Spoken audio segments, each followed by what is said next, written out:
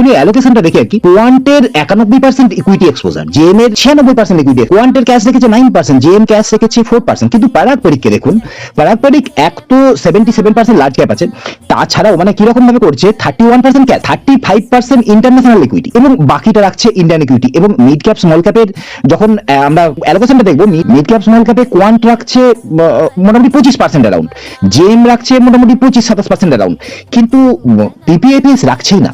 কিন্তু পিপিএপিএস আর উল্টো দিকে একটা রিয়েল এস্টেটে অ্যালোকেশন রাখছে 0.43%। মানে পিপিএপিএস এক তো আপনার 31% ক্যাশ, 35% ইন্টারন্যাশনাল ইকুইটি এবং বাকিটা ইন্ডিয়ান ইকুইটি, তার মধ্যে মিড অ্যান্ড স্মল নেই।